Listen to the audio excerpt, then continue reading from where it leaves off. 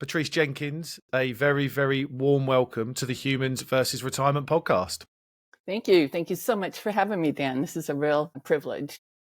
Oh, no, the privilege is all mine for kind of having you on. Joining me today from a couple of hours outside New York, and you're just sharing that you're off to your kind of little holiday home that you have on an island just outside Maine. So thank you for joining me. I think the weather's probably a bit better where you are than it is with me. It's cold and horrible today. So, yeah, can't wait to get stuck in to our conversation, Patrice. I shared with you just before we hit record, and for people kind of watching the video, I'm showing Patrice's book. The fact that it's got many red underlines and dog ears because your book was, and just reading it through, I've read it through twice, and it really hit home to me in all of the work that I've been doing and the conversations I have with clients. So I had to reach out to you and I had to kind of get you in and have this conversation. What I'd really love to start with is not just the title of your book, but the bit underneath it, actually, which I find, to me, that's the crux of this, because your book and the work that you do is full of the wisdom you've accumulated and you're sharing to get people over retirement and on with living. So I'd love for you just to kind of share a bit about you, your background, what led you to focus your career on, transitions, retirement transitions, and ultimately inspired you to write, as I've said, I think one of the best books on retirement that I've read in What Will I Do All Day? So, I think it's very interesting. I didn't set out to write a book on retirement. I was 47 years old when I started writing that book. So what did I know about retirement? But what I really care about, what I'm passionate about, is helping people get unstuck. So when I say unstuck, I mean, when I hear someone talk about a goal or a dream or just something they wish they could do, but they don't get started, I can see the beginning of the beginning. I can see those first few steps, and I can't help myself but try to offer that assistance. So when I was 47, I was working as a career counselor at a college, and my administrative assistant was stuck. So she was of the right age to retire. She had a good pension. She had a long commute. She had an elderly mother who was living with her, and her husband had already retired. And yet she continued to come into work and struggle with this decision. Now, my master's degree is in counseling, so I could see some of where that resistance was coming from. And so I started writing exercises for her that helped her think about, what would I be doing if I wasn't here? What might I regret having spent these days and months, maybe years, continuing to go into work? What would I have missed out on? And it helped move her through the resistance, and she eventually retired. What I found is I really liked working with that population, because with college students, you're helping them determine a career and what they care and are passionate about. But I didn't like the part about how do you make money at it. Whereas when I was working with this population, how to make money at it wasn't at the top, one of the top 2-3 things on the list. So that's when I started interviewing other people in the retirement transition process, started writing, started creating little workshops for the non-credit program at the college. And eventually that content and experience and interviews led to this book. And one thing I'll say about the book, I look at it now and I sometimes don't know where it came from. Because when it has the impact on people as you describe, and that has been something I've heard repeatedly, and it's been really rewarding to hear that. But it just tells me, when you feel called to do something, trust the messenger. Just do it, whatever it is. Get started on that, because I would have had no idea the impact this little book that can have on people. But when it's coming from a place that you just feel called to do it, go down that path, see where it leads you. Yeah, look, I think it's really interesting because this is the first time that we've spoke, and I could hear you talking in the book. Does that make sense? Does that make that kind of, I could hear the passion in the book, and I've heard the passion just there. And that's what really kind of resonated with me, is that this is something that, like myself, I've found what I feel is a bit of a calling and a passion subject that that you want to dig into, that you feel like compelled to kind of do more work. And I think the fortunate thing for you and I is that this is a subject that the more you dig, the more it becomes more interesting. It's kind of, I don't know whether there's a, the hole ever has an end, has a bottom, right? This kind of Right. this bit. So yeah, I think it's hugely interesting hearing you talk, because I've kind of heard you talk already when I've read the book a couple of times. Well, I will say the mentor I worked with, she has you do a method called living language, where you actually are recording what you're saying before people who care about your message. And that becomes a lot of your content. Yeah. Patrice, what really hit me actually was, and what got me hooked and intrigued, and I'm sure you've done this on purpose with intent. In there's 3 sentences in the first couple of pages of your book that kind of hit me between the eyes. And I knew your book was going to be amazing. And I just want to discuss those 3 sentences in a bit more detail. And I'm going to read them out because I do think it sets the scene for your book and the conversation we're going to have. Okay. So, sentence number 1, or paragraph number 1. Everyone struggles to answer this question: what will I do all day? This is not about keeping busy. What they really mean is, what will I do all day that will feel meaningful and purposeful? What will give me a new reason to jump out of bed every morning? Let's just jump into that, right? Okay. Because I think it's the crux, isn't it? I mean, the book's called What Will I Do All Day? I hear so often from retirees that they are busy but unfulfilled. They're busy, but there's no purpose there. And so that bit, what you said, is what they're actually saying is, well, how am I going to feel meaning? How am I going to be purposeful? What's going to give me the vigor to pull back the duvet in the morning, a bit like I had when I was at work. And we'll get onto the working in retirement bit in a bit. Just talk to me a bit about kind of how you come to that conclusion, because you interviewed lots of people, and there's obviously that one question, which is now the title of the book, was something that obviously come in a lot during your talks. Right. Well, one thing, the people that I'm interviewed and interacted with are people who resonate with this message of being prepared financially, of the right age to retire, but too afraid to step over the line. So not everyone feels that way. And so in that case, the book's not for everyone. But for those who pick up the book because even the title resonates, that's when they're like, wow, it feels like she's in my head. And when it came time so those were the people I was interviewing. And so they're the ones who often have a very strong work identity. And so if who they are is what they do, who are they when they don't? Here in the US, when you're meeting someone for the first time, one of the very first things they ask is, what do you do? And I have a question for you, Dan, because I'm told in Europe that doesn't exist so much. Does it, or does it not? I think in the UK it does. I think in Europe, if you think about France and Spain, where I actually think they have much more. There's much more purpose and identity to them other than their work. Okay. You know what I mean? But yeah, definitely in the UK, I say all the time, there's 2 questions.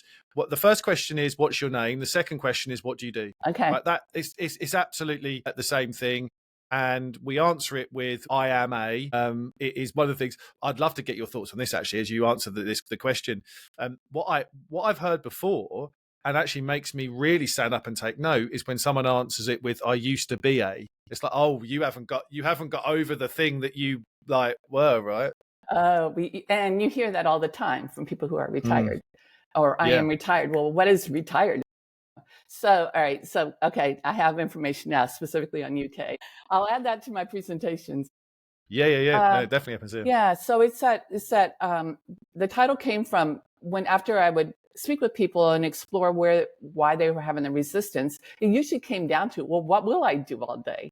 So we have that big chunk of time, for many more than 40 hours a week, that we realize we have to do something with that. And for those of us who are drawn to this message, it's not about just keeping busy. Need to find, and it takes work to find what these things are, because work has kept us from having to figure out a lot of things. It takes reflection, it takes experimentation, exploration, curiosity. It takes time.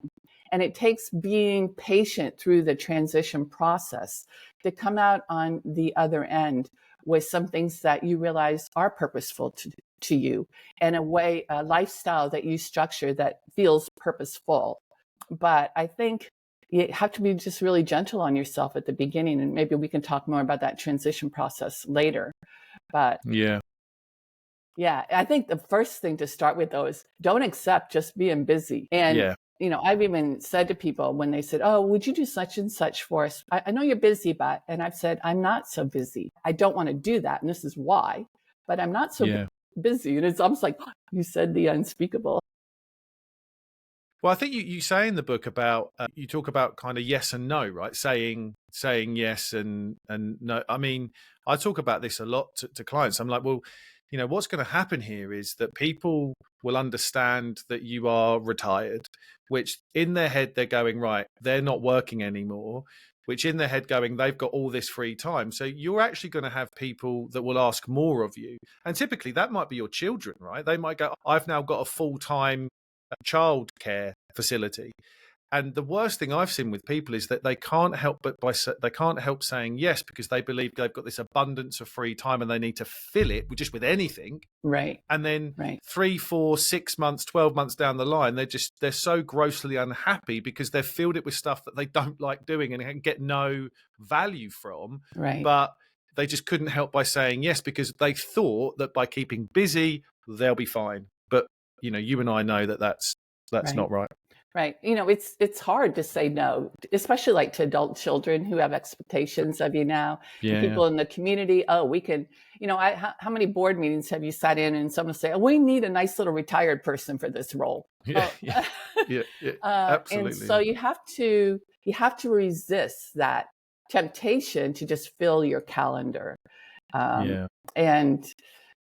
have those difficult conversations sometimes with people about what the expectations are. And even saying for the first year, I'm really going to take this slow. I'm going to experiment. I'm going to kind of hold on to my time for now and see where it goes. I did write these 3 sentences in an order, but I'm going to skip number 2. I'm going to go back to number 2, but I want to go to the number 3 because what you've just said is really interesting in that you need to be gentle on yourself, right? I think you absolutely need to be gentle on yourself. I don't know why it's got in people's head, but I kind of feel this from them where they're going, right, I'm retiring on Friday at 5 and on Monday at 8 o'clock, I've got to be like on it, right?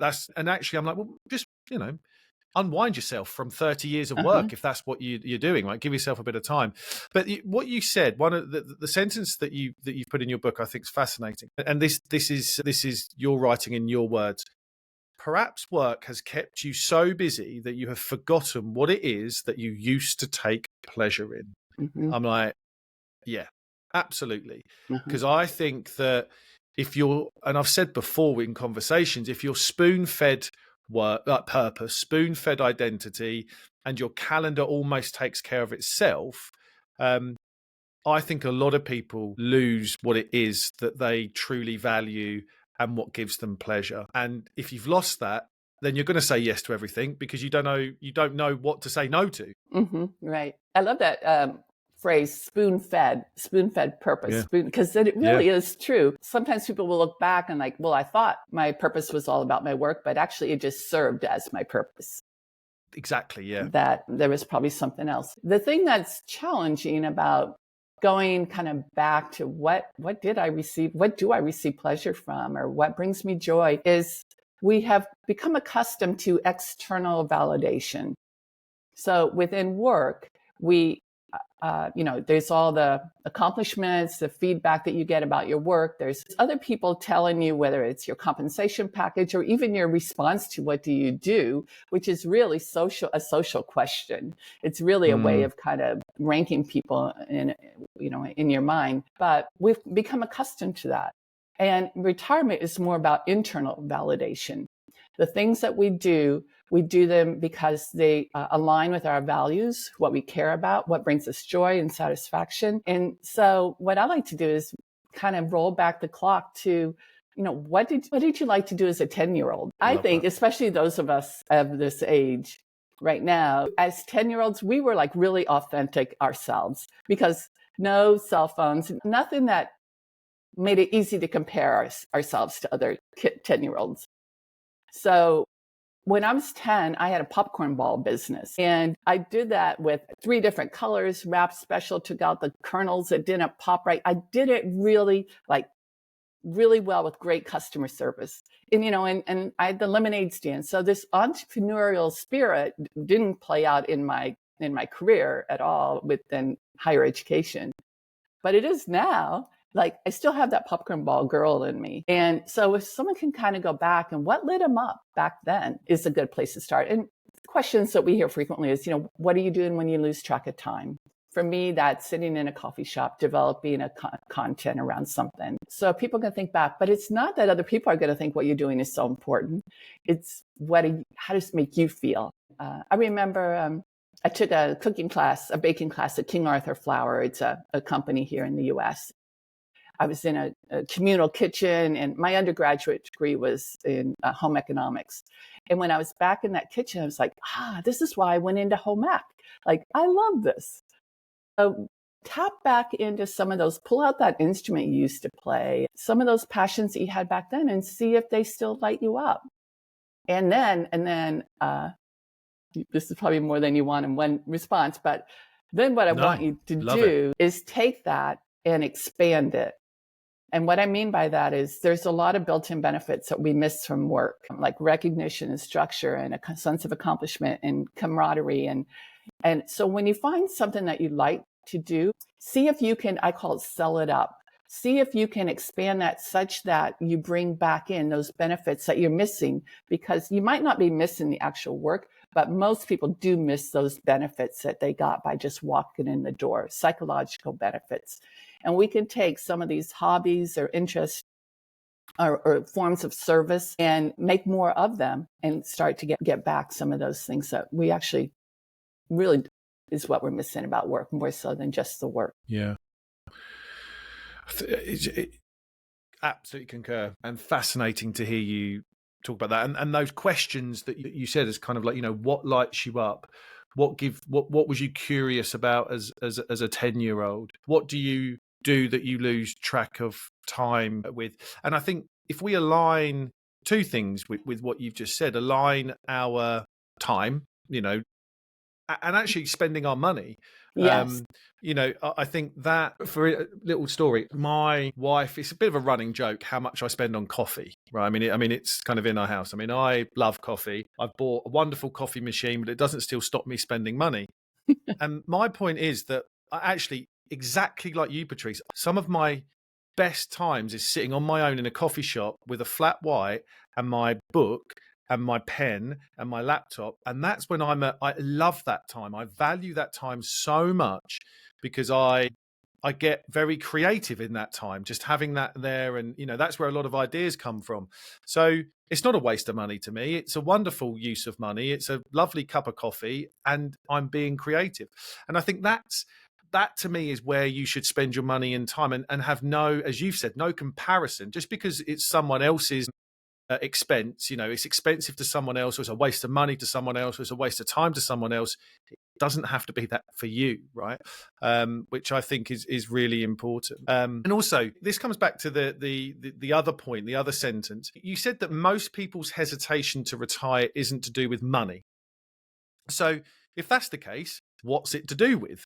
And quite rightly, what you point to, it's a fear that their life will lack direction and purpose. They want to do meaningful things, not just keep busy. But the problem is they don't know what those things are. And I think you hit the nail on the head. In my opinion, it's because finding out what those things are is really hard work. Because for so long, and it may be, as you said, it might have been that you are, let's put an age on this. It might be that you're now 50. And the last time that you had anything that you felt was authentically you and purposeful was when you were 12. Mm-hmm. Mm-hmm. And, or even if it was 15 or 16 and maybe you left college and you've gone into the workforce, and that has then provided you with everything that you've had, but not real meaningful stuff and purpose. Mm-hmm. You've got to kind of drag something out here, haven't you? You've got 20, 30, maybe even 40 years of stuff to kind of pull through. It's really hard work. You don't just sleepwalk into this period of life. It takes some real intention. And I think people that don't put the work in just shy away from it or don't want to put the work Yeah. in, and it causes issues. That idea that it requires real intention is a really important point to make. Some people think it will just evolve, and evolve it will to the extent that you put yourself in the context to explore and be curious and see what comes up. But to just kind of get up every day and like, it's going to eventually evolve. We're going to be having that conversation 5 years from now that things are still evolving. Coming to this with intention, we can one, evaluate what life looks like now and what would we like it to look like, and then what steps do we need to get there. And in my book I talk about a 2-year time frame. I think that helps to not realize we have to figure this out for the rest of our life, but what would be of interest to focus on some part of your day, not all, because we have, I think of it, a bunch of little circles, and we have different things that we fill in those circles, whether different essentially values and things that matter to us. But what are we putting in each one? And some of that is something that we're curious about, something we want to learn. Having that growth mindset is huge at this stage of life. And fortunately, because life spans far longer, many of us can hope to have, 20, 25 years of really still productive time in our life. It really can be some of the sweetest time. Now, we're having this conversation within the context of two things that matter before people can really focus on this, and that's health and wealth. You, as a financial advisor, understand the whole wealth part, the idea of I'm not talking about being like rich, but being so the money doesn't keep you awake at night. You have those numbers. And then the health part becomes, well, I view it as just part of the job that we have in retirement, the responsibility to put at least as much effort into our health as we can. But when those two things are out of whack, it's really hard to focus on the other things that we're talking about. So it's not about the money. Some people, it is about the money, but the people who read the book, it's not about the money so much. It's about what will bring purpose. I copied down this quote from the book Power of Purpose by Richard Leader, because he's one of the top writers on purpose. And is it okay if I share this quote here? Please. Yeah. He says, a purpose can be as simple as your intention or a direction. So a life purpose statement is really nothing more or less than your intention to live in a certain direction. And when I think especially that intention to live in a certain direction, that's about creating that vision of what do I want my life structure to look like, and is that in alignment with how I see myself, and what changes do I need to make either in that structure or in myself to adjust to align those better. But it's that having a sense of agency, some control over what it's gonna look like. I think that word is so important, and for anyone listening that doesn't kind of fully understand what that word is, go Google it or look it up, the word agency, and just read about the word agency, the concept, what agency is, and find people that have written about agency, because I do really think that is the crux of what a lot of people need to do. And actually, on that same, as you were talking, I've had some thoughts on that same topic. I love your 2-year framework, right? I think so many people struggle when they get past year 5, and then you're saying year 10, and then you're going, you've got to plan for a 30-year, and they're just like, they're gone, right? Switched off, done. I can't do this. And so what I try and say to people is, actually, when was the last time that you planned something with intention? And a lot of people will go like a holiday or vacation, right? It's kind of like, and so there is that quote, isn't there? Like, people spend more time planning a 2-week vacation than they do a 30-year retirement. And I think that's part of that reason is because of it's a finite thing. It's 2 weeks. I can plan the start, the middle, and the end. There's some known knowns and all of this stuff. And you kind of know what you want to get out of it. Exactly, yeah. There's loads of stuff. And so I think, well, actually, you can do this, right? You can plan your retirement because you've planned stuff with intention before. You just need to take kind of a lot of the concepts that you've done when you plan a 2-week holiday and think about that in the context of your retirement. But don't plan a 30-year retirement. Plan maybe a 5-year, maybe a 2, maybe a 3, and then just keep rolling with the punches, right? Because you just don't know what that brings. Yeah, that's a great example, because people love to plan vacations and they see it as opportunity, and this should be seen as opportunity as well. Yeah, absolutely. Um, I want to take you to one of my favorite chapters in the book. It might actually be one of the shortest. I don't know. I mean, these are wonderfully punchy chapters, by the way. So I'm going to encourage people several times to buy your book throughout this episode, as well as putting the link in the show notes. So everyone go buy Patrice's book. But this chapter is called "Are You Hiding Out or Holding Out?" And I just want to go into this in a bit more detail because I believe personally that the vast majority of people hide out; they just don't fully realize it. Tell me, what do you mean by hiding out and holding out? What's the difference, and why is it important that people understand, what this means? Okay. So it stems from the idea of resistance to leave work, resistance to step into retirement. So those who I classify as holding out have good reason, objective reason to stick around for a certain amount more time. It might be a pension. It might be a long-term incentive plan. It might be that they're working on a project that they really do care about, enjoy, and want to see to the end. So they can look at what's going on and say, I'm going to stay. I think it's still good to have some kind of date in mind. Retirement's a process. And so even while you're going through this time that that you're holding on, you're thinking about what's next. You're starting to put into place what's next. But it makes sense. It makes usually financial sense, maybe psychological sense, social sense to stay. Then there's people who are hiding out, who continue to go into work every day because they don't know what else they would do. So it's not that they don't want to leave. They just don't know where to go. They don't know what that Monday morning is going to look like. And until you have some idea what you're going to wake up to on that Monday morning, it's probably not a bad idea to hide out for a little bit. But what hiding out also does is it prevents people from moving on to that next thing, often something that they know that they would start on Monday if they had the courage to let go.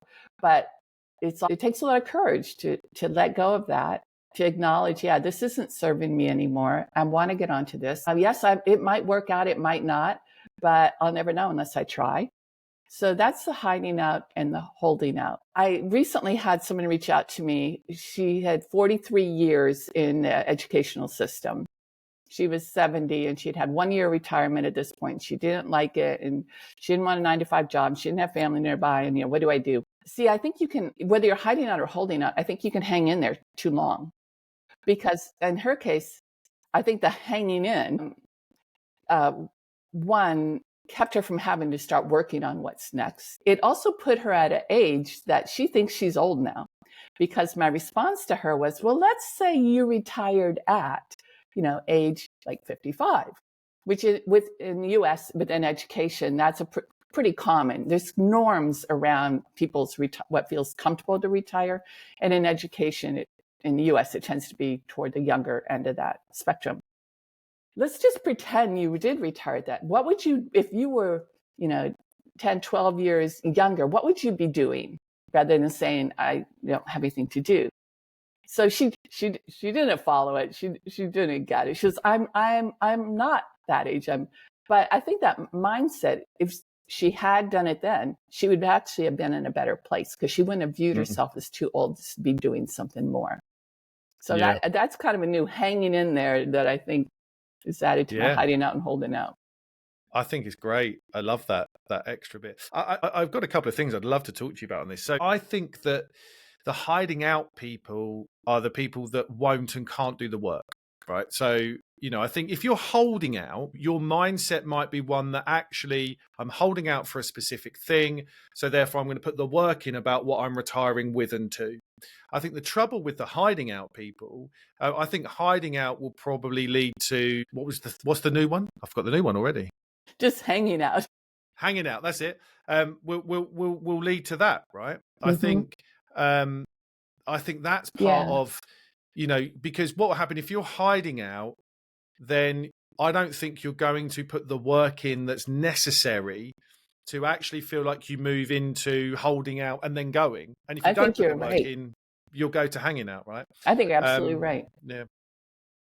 And so it's so important to start this work, preparing for this next stage while we're still working.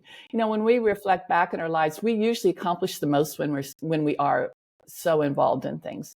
I look back when I had 3 young kids and going to graduate school and doing this and that. I mean, now I feel lazy compared to what I used to get done when I had no time. So when suddenly people have all this time, if they don't already have things in motion, they have this sense that, well, I can always do it tomorrow. And it just keeps being put off and put off. So start this work when you're holding out. You're right. Yeah, definitely. And the other bit that absolutely resonated with me with your story with the lady that reached out to you, the teacher, I think so relevant, because I do think that actually, in my experience, the vast majority of people I work with probably retired later than they could and should have done. And so you probably heard this before, but the framework I use is that there's 3 phases to retirement, right? You've got the go years, the go slow years, and the no-go years. I've tried to soften that, although I've got quite a lot of clients that like those phrases. But I've said you've got the exploration years, the nesting years, and the reflecting years, right? I like that. And I think those exploration go years, there's a definitive window there. Now, I don't know when the window starts. That's up to you to choose, right? You choose when that window starts. But I know, and it's baked into research, it's baked into science, how we age and how our health potentially, it doesn't mean we're decrepit, but does decline over time naturally, that we typically go into the slowing down phase or the nesting phase in our early to mid 70s. So, you know, if you're choosing to work and fill your time with this stuff during your exploration go years, that's not necessarily going to move with you. You're going to get to your early 70s and you might only have 2 or 3 years left before you do naturally go into a more nesting phase of life. And I think it's so important for people to understand that's going to happen to us all. And if you can retire in brackets, and we'll get onto why you should probably still work in retirement to a degree and why you need to redefine what work is. But if you can do more of the things you love with the people you love doing it with and have more control over your time and a bit more freedom as soon as possible, or sooner than you can, then you can take advantage of those go years and you're going to be happier for it. I think people that end up going later will look back and regret that decision. That's a really good point, right? That there is that window, and is work how we want to spend it, or is work as we know it now? We can talk about maybe what work looks like in retirement. Let's go there now. Okay. Because I can come back to my things. I mean, I've written about this before, Patrice, and I do talk to people a lot about this, and saying that, a retirement plan should probably include work in brackets, because work gives us, whether it's spoon-fed or it's a serving thing or not, it definitely does give us kind of big things like purpose and identity and social connections and maybe some pocket money. We maybe have some more financial freedom if it includes money, but it doesn't always have to include money. It can help us with our health, both physically and mentally. So, yeah, when we say a retirement plan should include work, and you wrote about this, what do you mean by that? And what was your observations when you interview people? Right. So when I say work, I want to be clear that it's not trying to make life look like work. So life looking like work is, leaving first thing in the morning, getting back late, and being productive all day long kind of thing. When I talk about work, it's being involved in something that draws upon my strengths and my gifts, that I love spending time doing, that I continue to need to grow and to show up. So I think we can make retirement too easy. And instead, I like to see like what I call on and off days. Like this morning doing this podcast for me is an on day. Tomorrow I'm meeting up with 2 friends at 2 different times. That's an off day. I love that contrast. It's like, why do Friday evenings feel so good? And it's because of, the contrast. So I love that contrast. I love having some identity related around my work, especially if that identity really taps into values. So it might be an organization that you support or volunteer with, but it aligns with what matters to you. When people go back to work in some form, they usually say, I failed retirement. And I don't think that has to be the case, as long as that piece of work allows you to still have the lifestyle, the life structure that you're building in retirement. Realize there's so many psychological benefits to working or being involved in something greater than yourself, that why not include that as a piece of retirement? It's just not the whole picture. There's a lot of research on kind of happiness and joy, isn't there? And I think that one of the number one things is serving other people, like, giving to others.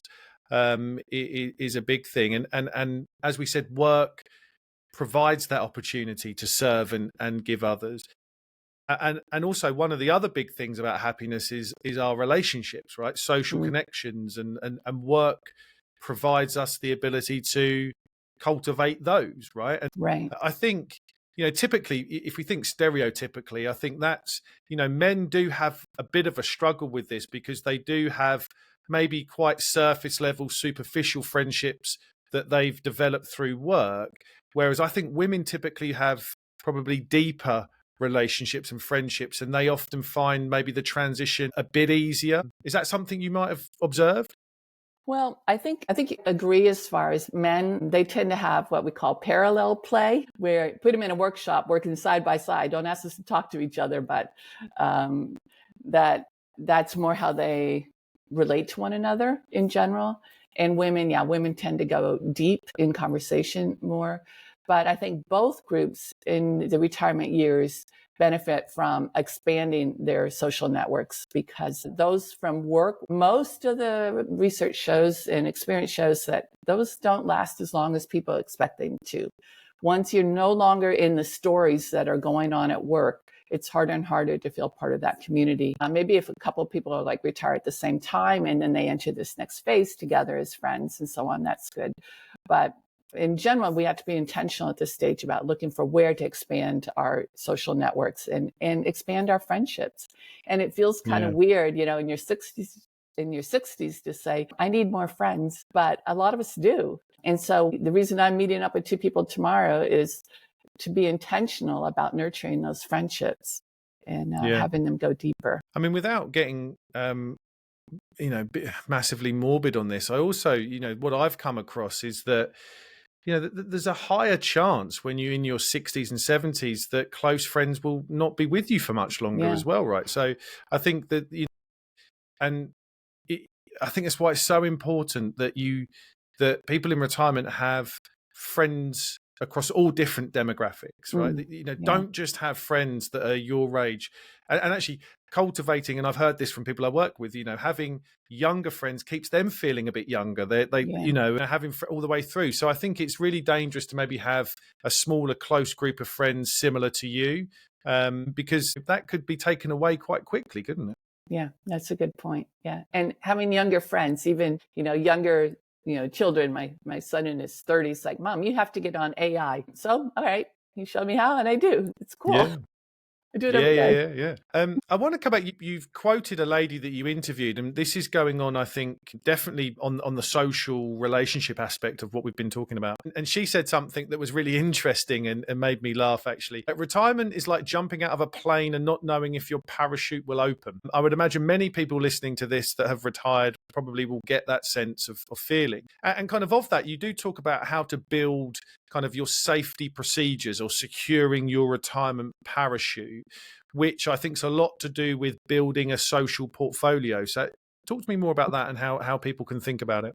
Yeah. Well, when you think about jumping out of a plane the first time, well, usually I think you're strapped to somebody else, but you still want that parachute to open. There's always the first time. And so you don't really know for sure what's going to happen. And I think many people, when they leave work, they view it as they can't go back. Once they put in that I'm leaving, there's no turning back. And that's true in some cases, at least back to that specific job. So you are taking this leap of faith into some unknown, and you just have to accept that. I mean, we just have to accept that. We can't be scaredy cats. So, but we can plan for it. And so that's where the social portfolio is similar to financial, in that it's best to start early. It's best to diversify it and be willing to make changes as you need to. That's starting to build those social networks before leaving work. It's looking at what roles you have in your life and thinking about what roles, just like work is a role, do we want to expand on? What roles do we want to let go of? And what new ones might we want to bring in? starting that before, starting new activities, thinking about the physical aspect. All right, what am I doing now? We think something's going to be easier to do in the future than it is to do now. So we think when we retire, like, I'll start walking 3 miles a day, or I'll start doing this or that. It's not any easier then. Our minds trick us into doing that. So starting that's all part of that social portfolio. So you have something strapped to your back that you can count on because you've kind of tested it already. In relationships, and I think, when we think about them, I don't think people pay enough credence to the fact that their relationships will change. They with their closest and most important people, right? Their spouse, their life partner, their children, their grandchildren, their best friends, whatever. Retirement will fundamentally change those relationships, and if people don't understand that, I think they're fooling themselves. I get to fortunate enough to work with many couples, and there's definitely some tension that arises in this, right? For the first time, maybe ever, right? That Right. they're now together, Right. from the moment they wake up, and it changes the dynamics and changes everything. So I'd love to just get your understanding of what you feel about that, because I think Yeah. it's so important for couples to communicate, for friends and family to communicate about the changing dynamics of this stage of life. Yeah, yeah. And that conversation needs to start early on, again, before retirement, whether both people are working or one is at home now and the other.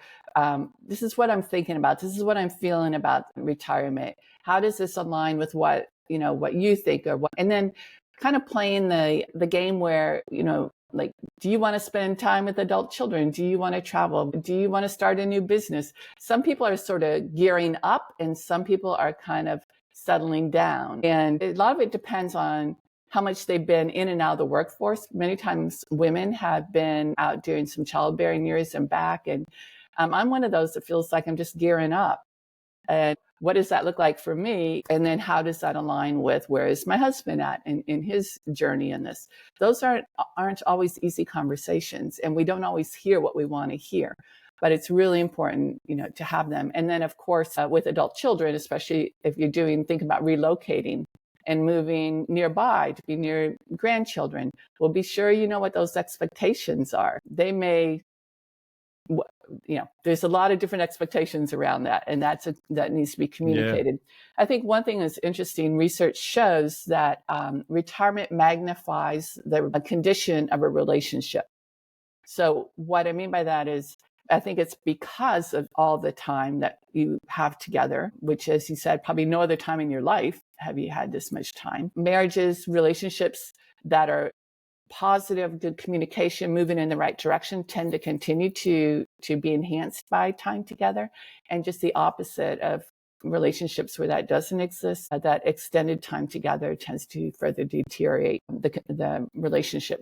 And just having that awareness early on, I think it shows, let's start investing more in our communication here, and in our kindness, and in our goal setting, and because it will magnify what the condition is. But relationships are so important, and if you ignore them, you're going to be kind of like walking around on eggs all day, because you don't know just what the other person is thinking or expecting. Or good point. I think it's really interesting when I go through some exercises with clients and I talk to them about, maybe their values or what they want to do. And a lot of that is want to spend more quality time with my husband or my wife or my partner. I want to spend more quality time with my children or my grandchildren. I try and hold them accountable to those a bit, right? Because it's like, well, if that's a real intention of yours, then have you talked about what that looks like, what that feels like? Are you just throwing these words out because, I'm not saying you don't mean it, but in order to spend quality time, you can't, like you said, you can't just kind of like walk into this. You've got to understand what that means for both of you. And it's often a goal of everybody and an aspiration, but I just think that they don't put the work into truly, or in general, they don't understand the work, that's needed to be put in to truly spend that quality time with one another. Right. And identifying what quality means to each other, because it doesn't necessarily mean quantity.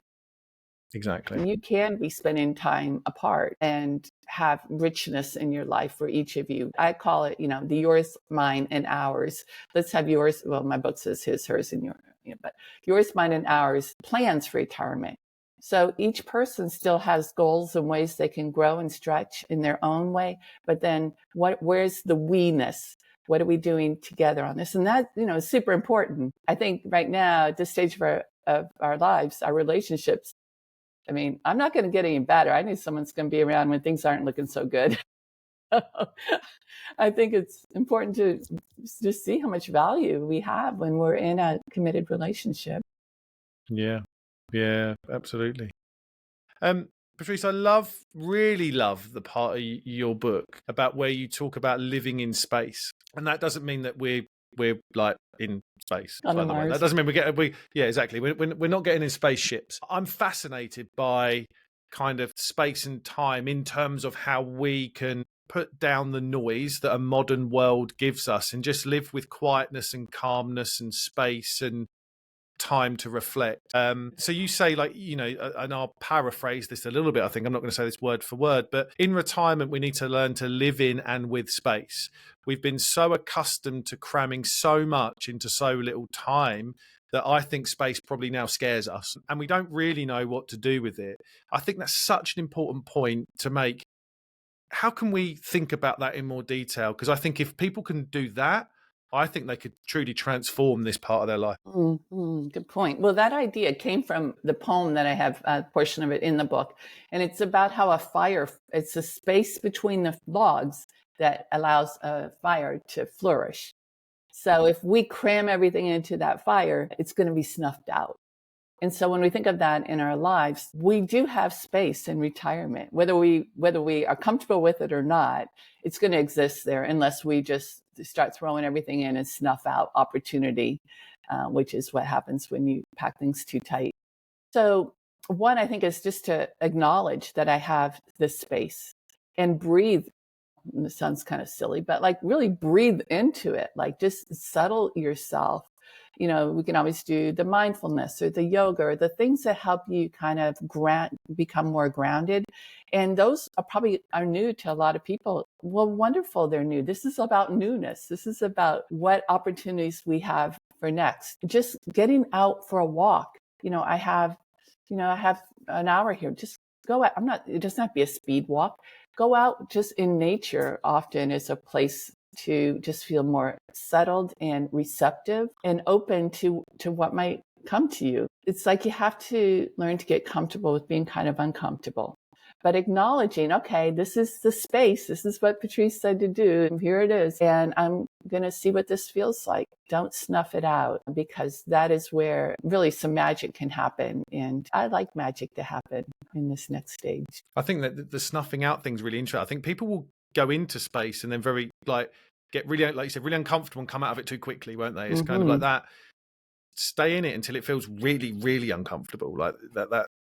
Well, and it's not exactly space, but in the transition period in the middle, when things really aren't an old way, but they're not a new way yet either. It's like this messy middle, I call it. That is where we tend to want to move through that really fast. And it's important, again, that's for opportunity for exploration and contemplation, reflection, things that we really may not have much practice in. Journaling will often help with that. I have a sketch pad that I'm writing just periodically, and it's titled What I Know So Far. And then in one column and the other column, and I just start like, what do I know about what life is like now? What am I thinking where I want to live next? And then I'll try to design an experiment around something that I'm curious about. So an experiment might be, well, we went down to Florida and just went to some different properties to look around. It was just to see, how do we feel down there? What kind of property did we like? But it was only an experiment. There was nothing else as far as a commitment to it, but to try it on. I think that's so important. Yeah, I think I've said before that we get to a point a lot of people get to this point in their lives where it almost is like failure isn't an option. So I'm not even going to try. It's kind of like everything needs to be successful, but actually I think it's even more important to just experiment and see, and don't overcommit And if it feels right, great. If it doesn't, try something else. That's the beauty, I think, of this time of life. Absolutely. Absolutely. And if you don't try, you tend to kind of make up how you think it would have worked out. And I write about this. I don't know if you're familiar with my other book, It's Still Good. Dreams Don't Have Expiration Dates. I write about this in here because it's the things that we don't go after that we tend to regret. And we create this kind of glorious idea of how it would have worked out rather than knowing how. And that's what we regret. We regret how we think it would have worked out. But if we're just willing to experiment and step into it and try something, then we know how it worked out. And we have that story is complete. And there's no regret around failure or success. So yeah, absolutely. It's been such a fascinating conversation. I could have expanded on so many points, but we might have to do this again and go into a few things in a bit more detail. I just want to finish off on your, and I don't expect us to kind of talk about all 10 of your key takeaways. But I think your 10 key takeaways come up as well as I've heard anybody, read anything, just from a practical point of view of walking retirement life with people and helping them through this. I think you've summed it up brilliantly. I don't know if we can do this. Do you reckon we could do like 10 to 20 seconds on each? Have you got like a one-liner we could go at with this?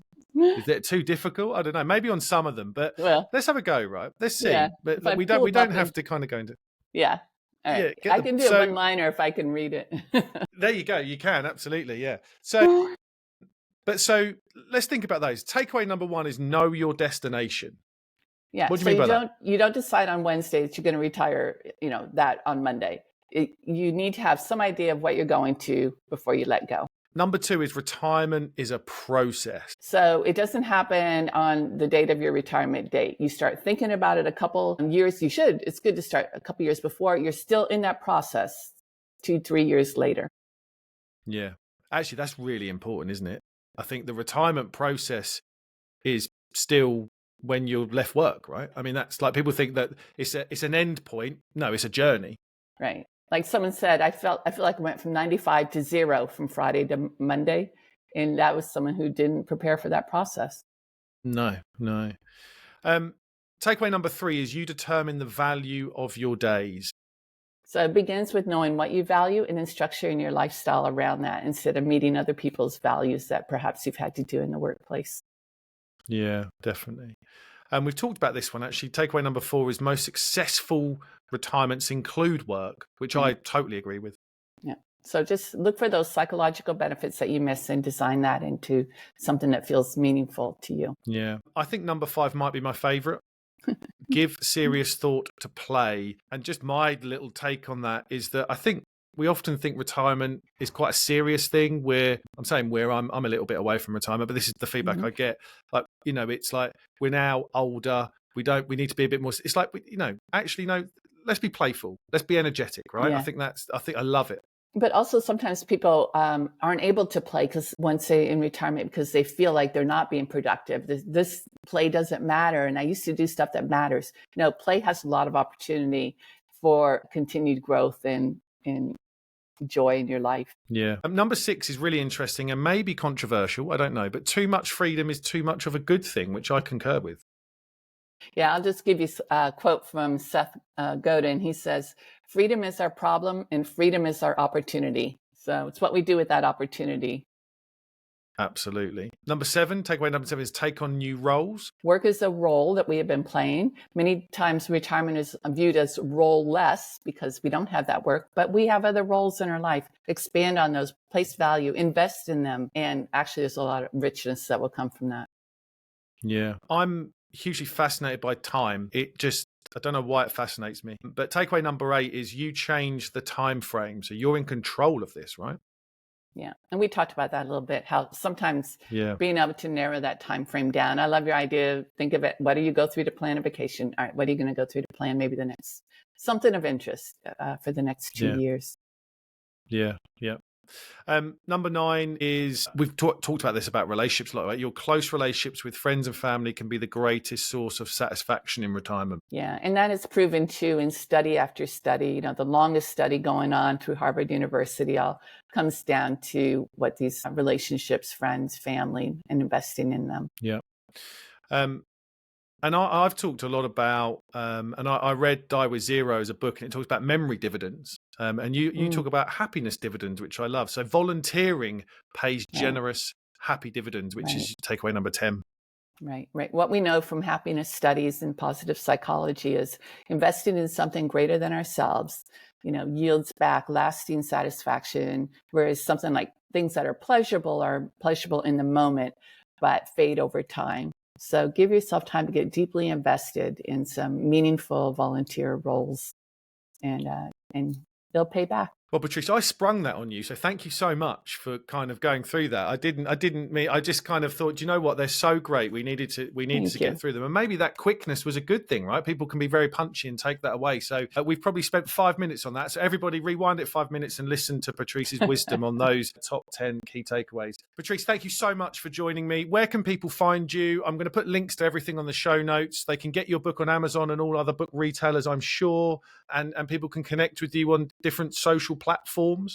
So the best way is through my website, patricejenkins.com, and the LinkedIn thing is there. My books, my online course, A Guide to Take the Weirdness Out of Retirement, it's all there, and a place to contact me. So I'm always interested in people's questions. I learned things that I didn't even know I knew when I have an opportunity to respond to somebody's questions. So I'd love to hear from your viewers and listeners. Perfect. And I will put all that on the show notes. Well, look, thank you once again for joining me. It's been an absolute pleasure to, 1, read your book, 2, connect, and thank you for being generous with your time and have this conversation with me. It's been wonderful.